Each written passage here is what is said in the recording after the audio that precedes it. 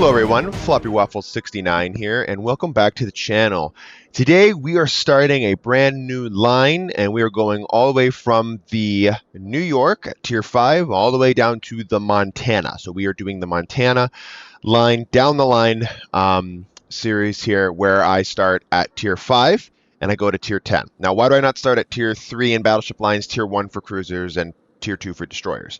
Well, the main reason is Tier 5 is a pivotal point in learning the game, I believe. You go from basically shooty boats, where you just shoot as fast as you can, you hit targets, you really don't care about much, you're just having a blast down there, and then when the game really starts becoming more methodical, thinking, more strategy involved, lines start establishing kind of their gimmicks or their strengths and weaknesses. So I think Tier 5 is a really good tier to start at. Also with potentially low tier rework happening that Wargaming announced on this year's Waterline episode in 2025. I don't want to go too far down, as changes could potentially happen. I might still every now and then do like a premium ship review or something, but I really don't think, I think it'd be a waste of time. Doing a bunch of stuff, just like my latest down the line video on the IGN heavy cruisers, as they already announced. That middle tier, they're getting torpedo increased frontally, like they're by their angle of torpedo launching ability by 15% front.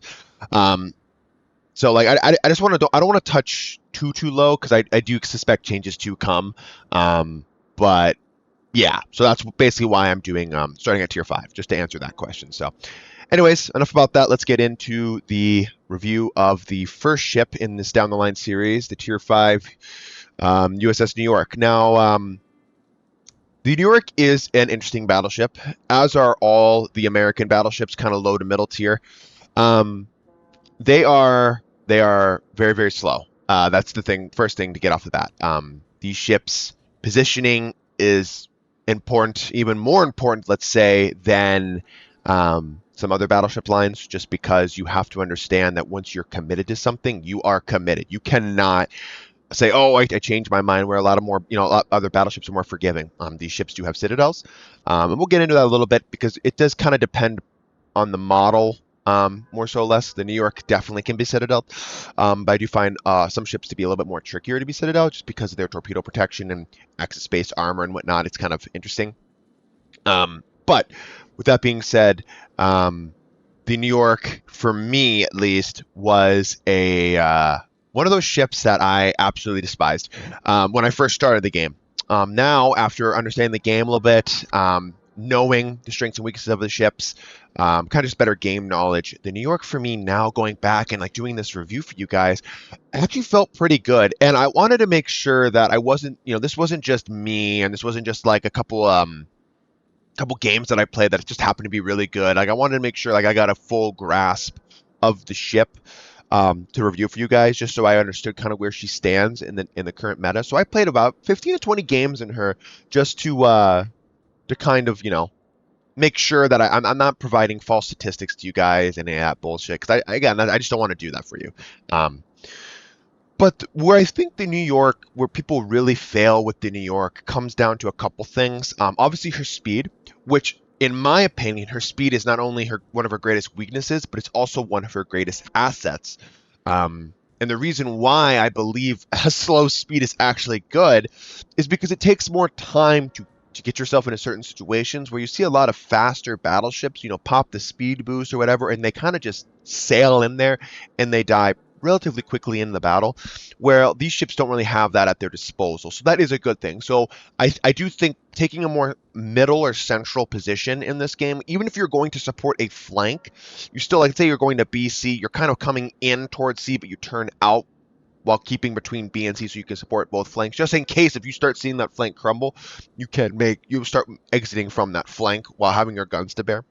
I think is a very important strategy with this thing. And then that carries not only to some battleships, but especially like the Vermont line, I think is very crucial to have that.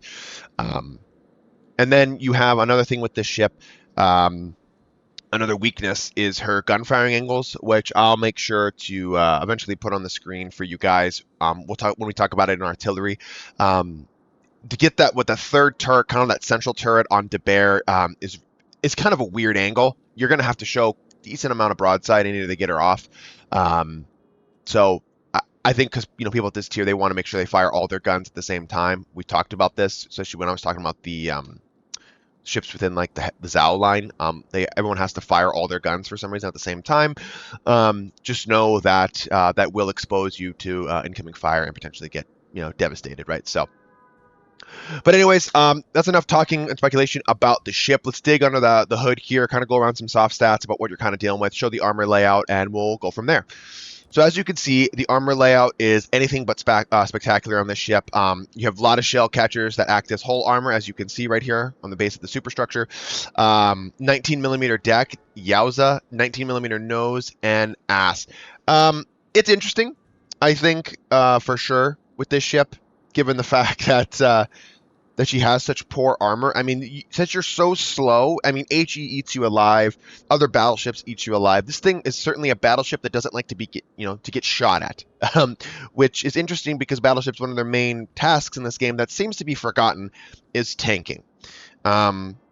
And I find it relatively difficult to tank in her reliably. That being said, you can absolutely still do that, angling your armor effectively, knowing what targets you're fighting, whether or not they overmatch you, that kind of stuff. But it is still important to note that this ship, at least in my humble experience, does not have a very, very good armor scheme and will relatively get smoked consistently. So, as I strip back the layers, you can 100% see this citadel is above water, is prominent, is vulnerable, massive. And this is what I was talking about when people, either show too much broadside and all that.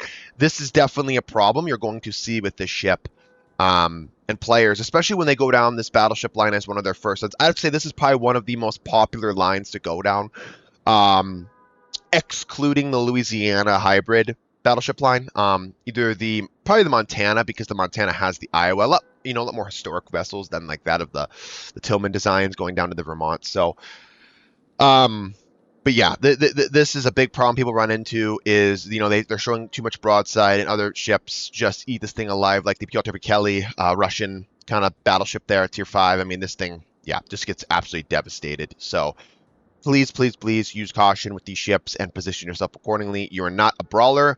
Not to mention, when you get in a brawling range, either you are so incredibly slow that by the time you get to the battle, you are the only one alive, or you are so incredibly slow by the time you get to the battle, the team has already won that flank. It's one of those kind of ships, especially if you spawn centrally. So, but yes. Going down to her survivability, I want to make sure I don't have any signal flags. I do.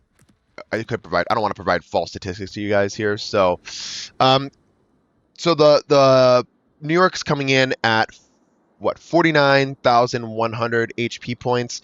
That is the same as the Texas. It's a decent little step up from the Wyoming. Again, you're going to see me compare a lot of things to the Texas, which is a sister ship to this ship, just because it would be the most reasonable comparison to do it. And then obviously we're seeing what we're getting from the Wyoming coming up. I think is smart as well for you all. You have a 28% torpedo protection coming with the Texas. You have a 31, and the Wyoming is a 16. Just a little slight downgrade from the Texas. Again, torpedoes at this tier, you do have to be aware of certain torpedo boats, especially the IGN ones. I'm looking at you, Kamikaze and Fujin. Those kind of ships are going to be especially lethal to this thing. Again, if you see those ships, you should bring all guns to bear, or as many guns as you possibly can to bear on those ships, and fire a salvo. Even if you don't score those juicy Citadel ribbons that I think all battleship players are looking for, you're still going to be doing enough damage to that destroyer so that when it comes time to shoot that destroyer again, it's less and less HP you have to worry about. And it's also allowing your DDs to have a greater chance at winning that engagement, as they already should. Those ships aren't particularly well artilleried out, if you know what I'm saying. So, moving on to the main battery, and I'll go ahead and show the gun firing angles that are less than stellar on this thing. The Texas does, I believe, have a little bit worse, but definitely slightly different with that when in regards to that third turret. But when we're going over to the artillery, just to go ahead and read off some general statistics of this thing, you do have the 5x2 layout, 356mm guns. It is interesting because the Texas does have the same one, but the Wyoming does have an extra turret down a tier lower at the 6x2 305. So you are losing a turret, but what are you getting instead for that turret? Well, basically what you're getting instead when it comes to the New York is you're getting that 30.5 second reload. The 180-degree turn time on this thing is horrendous. And that is why, as you saw in the little intro there, I do recommend with the New York slotting that, go ahead and do it, in that third slot sliding the main battery modification 2, which is going to, it's gonna, what is it, gonna help you with your main battery traverse speed by 15%. To me, this is a must on this thing. Just because you already have the 18-kilometer base range, whereas the Texas doesn't have that with the 16.4-kilometer range. I believe you do have access to the spotter plane, as you can see here, so you can extend that further, and same with the Texas, I believe, has that as well, so it can make up for that lost ground. Whereas the Texas, I do believe, should use with the artillery plotting room, whatever the hell that thing is in the third slot. It's a better skill to utilize at that tier or at that on that ship, whereas the New York for sure should be using the main battery mod just so it can help you out with that turret traverse speed. And then continuing on, let me just make sure I have this highlighted for you guys. If we are looking at that 18-kilometer max range for you guys, the dispersion horizontally is 240 and the vertical is 144 meters. Okay, like typical for battleships at this tier. Again, the definitely RNG is a thing. Let's not forget that. With a sigma of 1.9, which happens to be identical to that of the Texas. Again, the artillery is there. I don't want to say the artillery is not potent. It certainly is. But the consistency of your shells, to me, feel rather lackluster. I don't know. Like, again, you're definitely flipping a coin here. You're definitely rolling a die. It's nothing new in this game. But the 1.9 sigma is certainly nice, just for that regard of having that at your disposal. If you look at I believe it is the sigma of all the ships. Yeah, so like who's topping the board is like the French Brigantine, the Congo class battleships, and they're obviously all the collaborations with the anime, and then you're coming down to the New York. So it's not terrible. I mean, it's what, a 0.1 less than the max leader at 2. So again, it's not anything to get upset about. Right? It's nothing new. Nothing new, basically, is what I'm trying to say for you guys. So HE coming at 47 to 50, 30% fire chance, and can pen 59 millimeters of armor. One thing to note about the artillery on this thing, the shells are relatively floaty. That is nothing's going to be changing with that with the American battleships. You'll see that going all the way down to Montana and the Vermont. So you're going to have to lead accordingly, and definitely not play these things at max range. That's 18 kilometers is more than enough range. You don't need to build that anymore. And if you're popping a spotter, hopefully it's because the CV is running away from you or on the other end of the map, and you can hopefully hit them there. This thing, you don't want to be playing at max range. You're going to have a hard time reliably hitting your target, and that's going to be something we're going to talk about throughout the entire, our way down the entire line. You're going to see that the shells will require a little bit extra lead time. That's what I'm trying to say.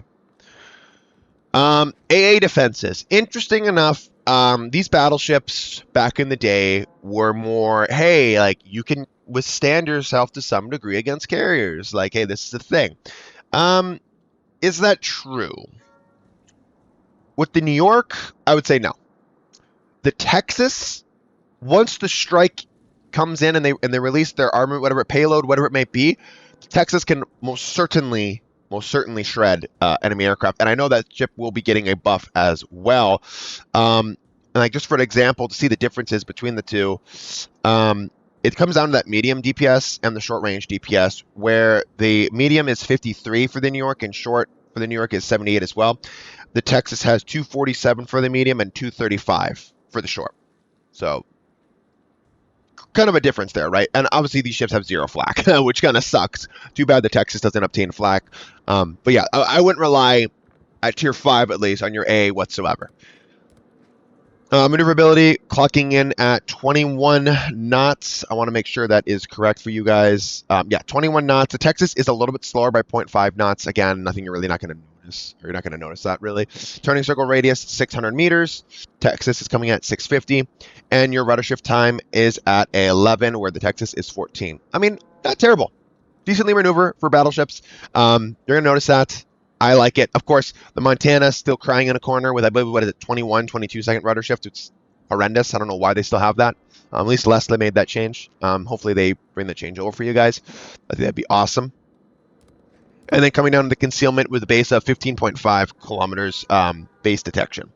Now, one thing to note about the New York that I think is decently important that, again, I did not actually know, because I really found myself playing like New York, Wyoming, South Carolina, all that stuff, is they do actually down the line have that improved little repair party on these American battleships going down to Montana, as it is healing 18.5% for 28 seconds rather than Texas's 28 seconds, just 14. And you also get the same heal down at the Wyoming. So that is something to note. You're going to have a little bit more leeway to heal back, a little bit more damage incoming to you guys. So that is huge. And maybe that's why these ships feel a little bit better when it comes to that. It's just because we have that at our disposal now, right? So anyways, enough of me blabbering on. Let's go see what the New York can do in battle for you guys with some non-cherry pick game, all right? All right, and welcome into the battle here with the USS New York. Now, I want to put one thing out there as a, as like a I understand kind of thing. Look, I understand low tier is loitered with bots, and let's be honest, that's out of my control. Bots will be bots. I have to play games with them to show this, whatever. It's not a big deal. Try to take it with a pinch of salt, knowing that they're bots. And just kind of focus more on the player-on-player interaction and with the overall gameplay as I talk, rather than saying, oh my god, you're showing us a review with frickin' bots. Like, yes, I am well aware I'm showing a game with bots. Sorry, nothing I can do about it. So, right in the beginning, what am I doing with my New York? As you can see, I am putting all my turrets on the left side, utilizing the free look, using my right mouse button, and I'm sailing to a more centralized location. Now, why am I doing this? Well, I told you this has to do with the flank and your slow speed. So I can survey the battle. I have a wider variety of targets to shoot to a locally to show me my show them my, oh my god, show me broadside. Thank you. And it allows me to have a better chance at fleeing if I need to, because I'm capped out at 21 knots. So let's be honest, with me swiveling and rotating my guns as much, I'm probably going to be achieving more of like an 18 knot speed most of the time.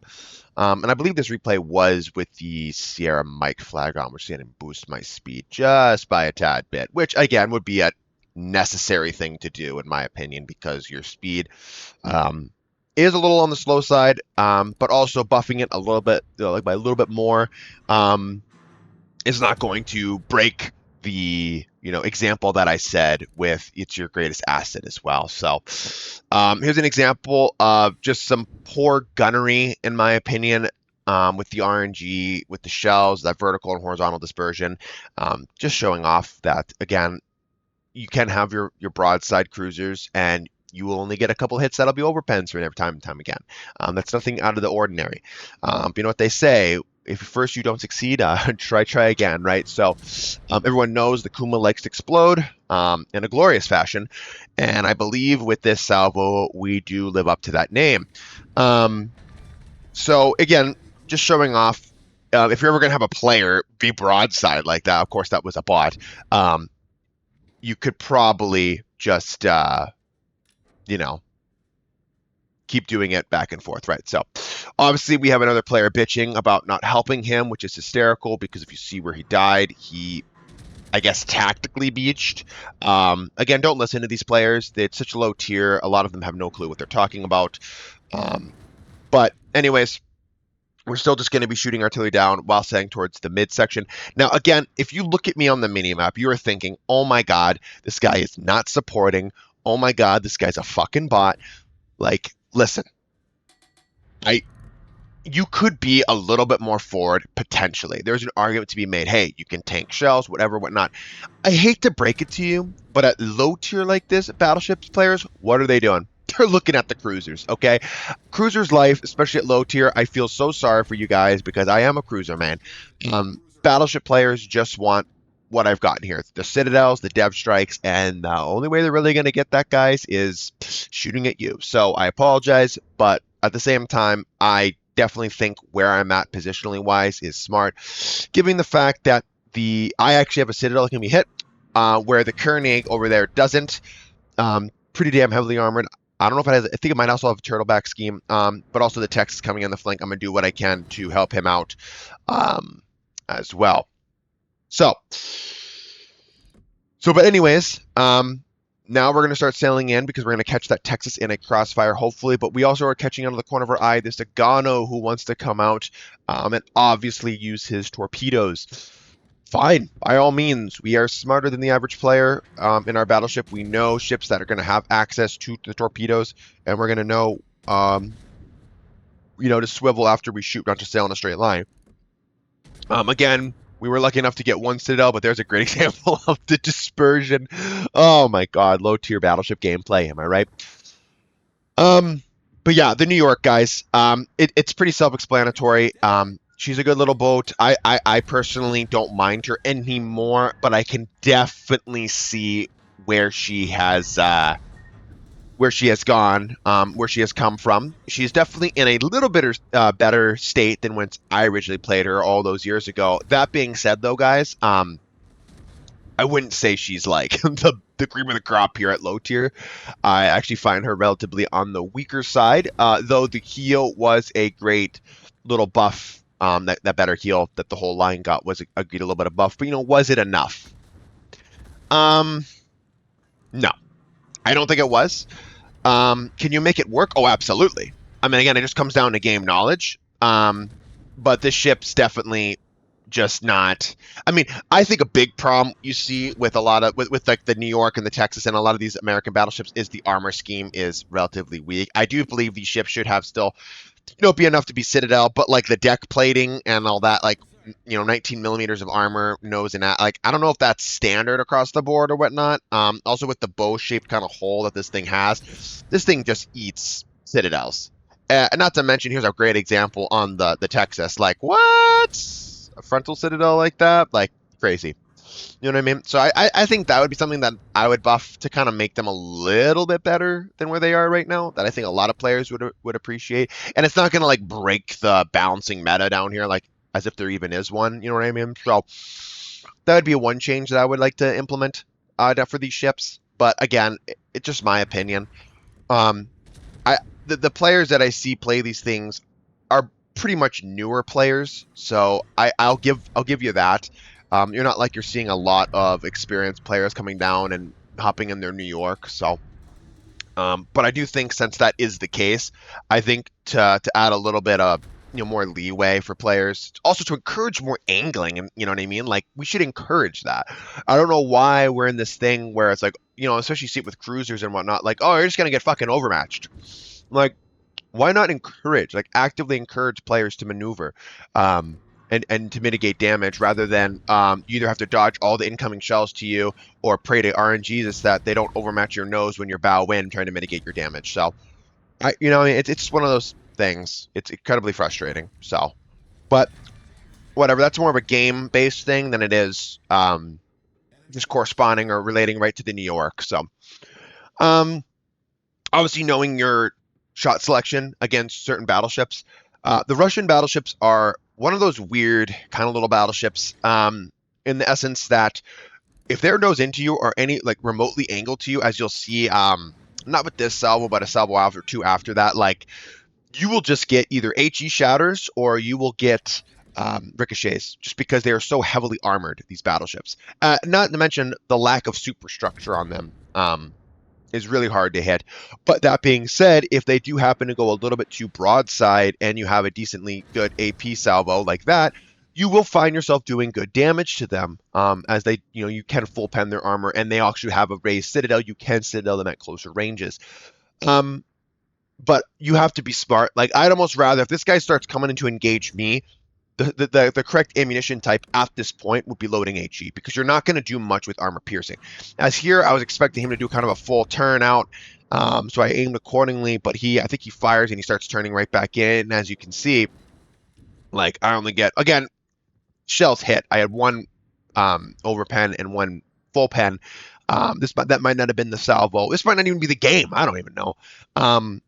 But yeah, like you'll see yourselves get a lot of shatters and ricochets off of Russian battleships if they are engaging you and they have a brain in hands. So um, I believe this. What I don't remember this. Was this the finishing salvo? No, it's just again showing poor dispersion mechanics for you once again. And I believe, yeah, I think maybe it's the next salvo. I'm not 100% sure. You'll know when it happens. You'll be like, what the fuck was he doing? Um, Sorry, I guess. But here we are again. It always seems to be battleships and destroyers living. God forbid cruisers live at this tier. I mean, if you're a cruiser and you're surviving battles at this tier, good for you. Pat on the back because it is definitely not favorable of you in your matchmaking.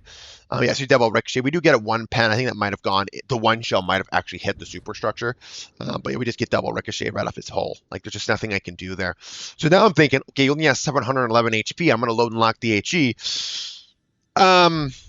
Yeah, like I think he just gets a lot of shatters. There's a prime example of just the armor not working.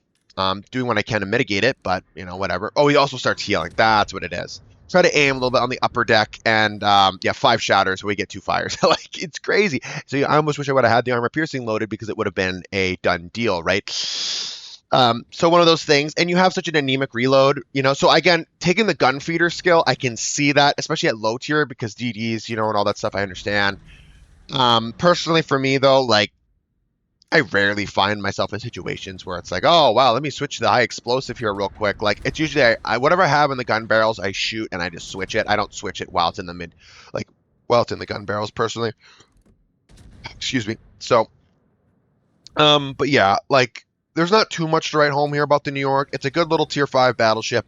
I do find her to be better than where she was a couple years ago. But with that being said, I do think her and the Texas should get some love. I think the Texas might be getting a little bit of an AA buff, I believe is what the latest thing was with public test 14.3. Not 100% sure on that, guys. But yeah. Um, so at least they're addressing low tier premiums. That's always nice. And such that Texas is such an iconic vessel, so hopefully her sister ship gets some love too.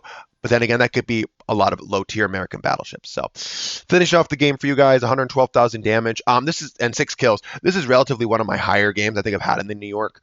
One of my better games too I had in her.